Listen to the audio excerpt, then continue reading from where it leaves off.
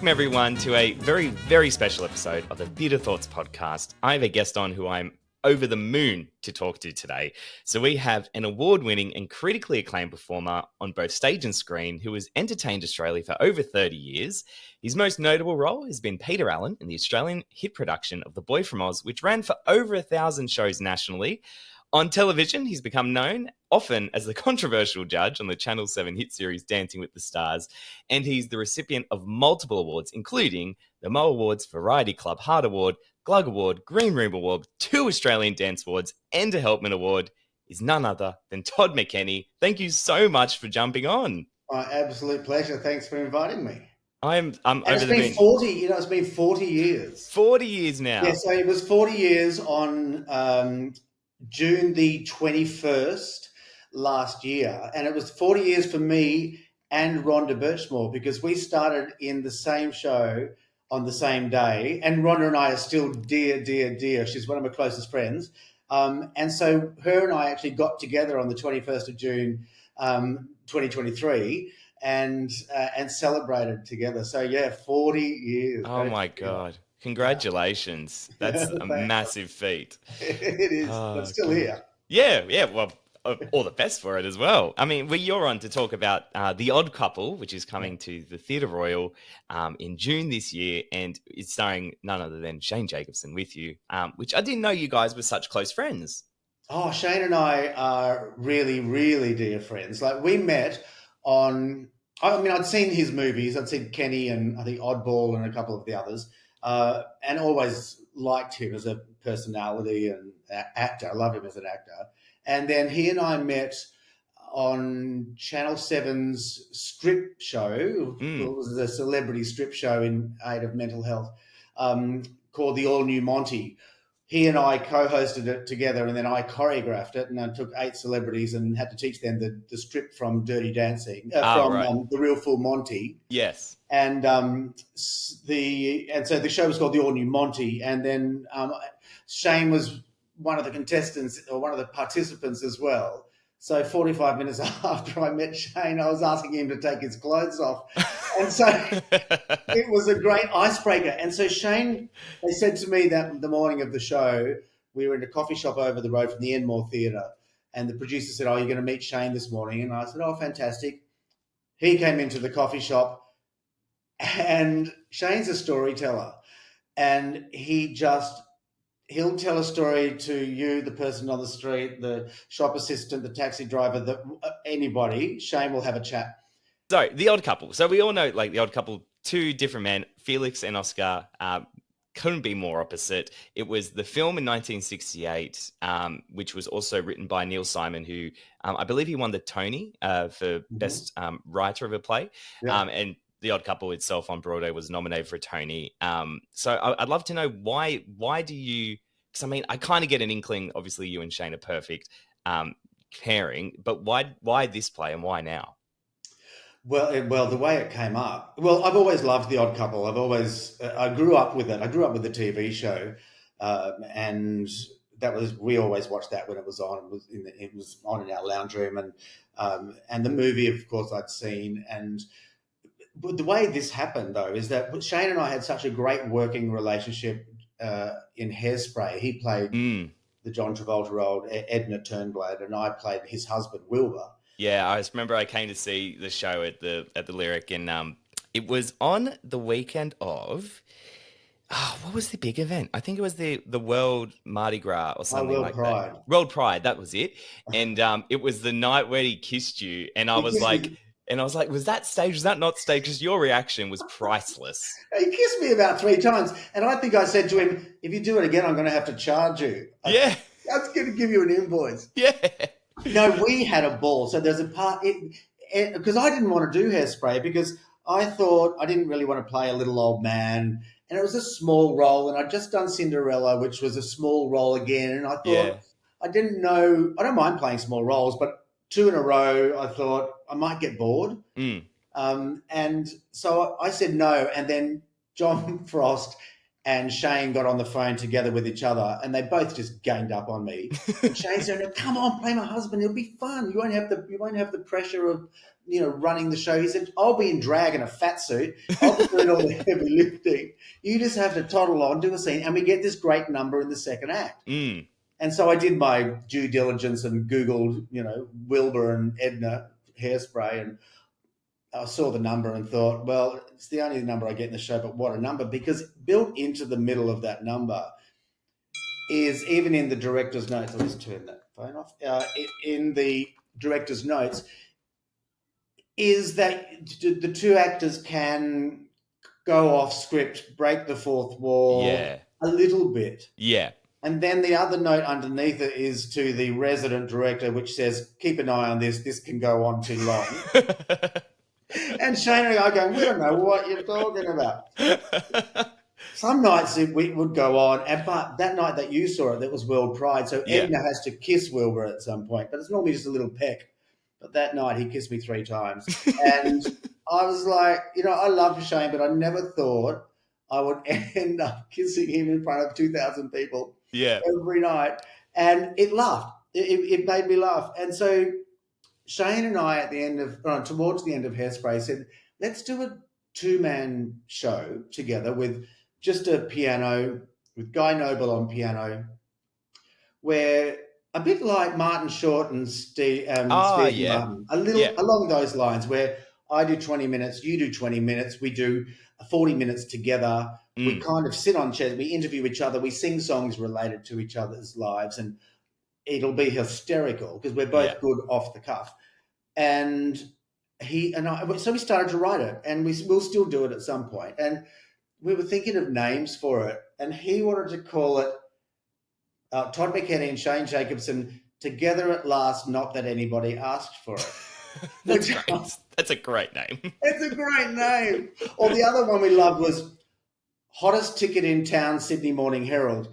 Yes. As the whole title. Anyway, and then I said to Shane, well, do you know what it is? Because we were saying, well, what is the show? I said, it's The Odd Couple. We're The Odd Couple. And Shane said, well, apart from the fact that Neil Simon's estate will sue us if we called it The Odd Couple, we should call it The Odd Couple. And then as we both said it, we went, we should do The Odd Couple at some point. And that seed planted. And then Frosty came to us at the end of the season, towards the end of the season of Hairspray, and was in my dressing room with Shane. And he said, I'd love you two to work together again. And Shane and I went, The Odd Couple. Excellent. And it happened. And now we're doing it. It happened really quickly. Frosty went, I love it. Let's do it. So it happened so fast. That's so good. Wow. Incredible. Well, it's going to be a great show because obviously you two have such chemistry. And like coming back to the Hairspray thing, I was sitting there thinking, like I've seen a lot of theatre and you can sometimes tell when there's a written like break the fourth wall, and sometimes you can't. And you guys were making me guess whether it was written or not. Everybody did. It was the most common question after a show at Stage Door was that, and I still have people coming up to me saying, I was in the night that you and Shane cracked up, and I go, oh, where are you now? Where are you? But the audience walk away with that feeling. They go, oh, when I saw it, they broke up laughing. And they're, oh, my God, that's so cool. Well, the funny thing is, though, and this is the thing I love about working with Shane, we're both so comfortable with each other that no matter who lobs something theatrically at the other one, you know the other one is going to pick it up. Yeah. And you don't know how they're going to pick it up, but you trust that it's going to be picked up in a way that you can play with it. Yeah. And that's the relationship that Shane and I have with each other. But we have that in our everyday life together as well. So that's rare. So we're not really faking it. And in that moment in Hairspray, we never actually did the same thing twice. Yeah. So that's what kept it fresh. Yeah. And do you think you're going to find it difficult to do that around like a written script that like requires that back and forth, but it's as written? That's a great question. And that was one of the first questions that we asked Mark Kilmurray, who is the director, whether we can break the fourth wall. It's written and it's actually stated that the actors shouldn't break the fourth wall. Yeah, right. but it's Shane and I. Like, Yeah. How are you going to do it? and the director's not going to be there every night. Do you know what I mean? Exactly. Yeah, that's it. That's it. He's We'll going, just need oh, to hang know. on. Yeah, we'll just need to know the nights that is not there. So we're actually going to play with that during rehearsals, and it might not be breaking the fourth wall. It might be just a look to each other, a pause, and then move on. Yeah, right. So we stay in the world. We let the audience know that that's a little bit of a camp idea that just happened there, Yeah. especially because people know also they know about me. They know that I'm gay. They know that Shane's really straight, and so that kind of changes. And it's a little bit of it's almost written. There's a slight gay overtone in the whole thing. Yeah, right. Right? Okay. Just in the way it's written. I'm sure, I don't know whether it was intended, but in the way we look at two men sharing a house together these days, it certainly is heightened in today's society, probably more so than when it was written in 1968. So I think we'll see whether we can lean into that without bastardizing the piece. Yeah, right. I think that's great. Very exciting. I'm very excited to see it. It's going to be a laugh a minute. I hope it's not a flop. Oh my God. Yeah. Can you imagine? Everybody's going, this is such a great this is a no-brainer. Right? So to Shane, we better get this right, you know. Yeah, exactly. Oh, God. I'm sure you'll be fine. I'm sure you'll be fine. Well, before we finish up, I'd love to ask you the question I ask all my guests who come on. I'd love to know, in your experience, how has the theatre industry changed over the years, and how have those changes sort of impacted the work that you do and participate in? Oh, it's changed. It's really different. I think many regards in a good way. Yeah. And in some regards, I think we're suffering a little bit from the sign of the times. I think it's really important that we're focusing on having a safe working space. Yeah. Across all departments and across every industry, to be honest with you. But I wonder whether we're just policing that a little bit too far and maybe igniting problems by really dissecting what a safe space is and all of that. I think a lot of it's got to do with decency, common sense, intelligence, respect for everybody. But we seem to keep having workshops about every aspect of the safe place. And I think that sometimes sanitize the situation too much. I wonder, and I just wonder whether we've sort of done that, and the pendulum needs to sort of come back to some sort of middle ground. Because again, it comes back to decency and respect. Yeah.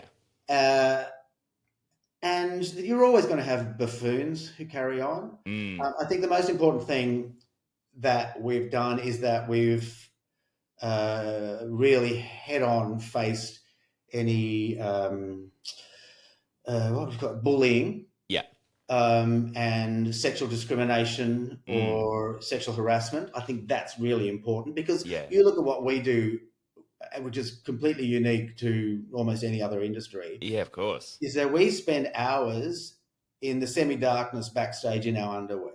Yeah, yeah. That's the reality of it. Yeah. That's what we do. And so you must know that space, it's a space of respect. It's part of what you have to do. And I think cleaning that up and putting a focus on that is great. But I come from a part of the industry, a time in the industry where there seemed to be more fun backstage. Right, okay. I wonder whether we're just knocking a bit of the fun out of it because of the rules and regulations. I get why they're there. Okay. I'm glad that I've experienced both. Yeah, because you would have seen both sides of this industry. I've been there through the change. Yeah. You just sort of have to second guess everything, and I don't know. I think it's done for the right reasons. I think the bottom line is, we sit through 3 or 4 workshops during every rehearsal period. I've done those workshops 5 or 6 times. Oh, I'm sure you have. And I've never harassed or sexually harassed or bullied anybody, right? But I get why we have to do it. But it's to me, it's about we are so lucky to work in theatre. We're so lucky. We work in a job where if we do our job right, 2,000 people are going to go, hooray! Yeah, exactly. It's a massive My thing. friends who are nurses, they think what I do, getting clapped and getting champagne on opening nights and flowers, is ridiculous. Yeah. And I get that. I totally get it. I totally get it. And none of them, a lot of my friends are nurses, none of them send me anything on opening night. Probably sick of it by now. Like, you don't need it. Yeah, they're like, do you know what I did today? I took a guy's tracheotomy out. You know, I sucked the phlegm out of a man's throat through a tube. And no one sent me flowers. You know, and I get that. It's a great leveler. But, you know, the bottom line is that we're in a blessed position to do something that people love. We are in a luxury industry. We're an industry that is designed to make people think and feel good. And they've spent their money to come and see a show. And I think the most important thing is just to realise that it's really important for us to turn up, do the 8 shows a week, not take 65 shows off during a season. And that's something I think that we need to watch.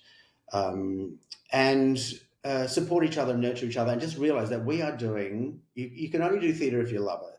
Yeah. Because there are days where your dog's passed away, where you've smashed the car on the way to work, and you just do not want to get on the stage. Yeah. But you have to, because the same thing could have happened to 20 people in the audience. And so I just think we've got to realise and always remember what a cherished position we're in. And I hope, and it's not just all about rules and regulations, it's about, you know, love and giving people a couple of hours of respite from what could have been a really nasty day for them. Yeah, exactly. And, you know, and just remember that that's what we do. So. Yeah, great. Well said. I couldn't have said it better myself. Thank you so much. Well, sorry, I was about to call you Shane. I had Shane in my head. I'm so sorry, Todd. I'm so sorry. They're so similar. Well, Todd, thank you so much for joining me for this chat. This has been amazing. Thank you so much for your time. And I'm really excited to see the show. It's going to be a hoot, an absolute hoot. Don't put pressure on me. It's going to be terrible. It's going to be hideous. If it's good, it'll be a nice surprise. Exactly. Well, thank you so much. My pleasure. It's been lovely chatting to you. See you, Justin. Excellent.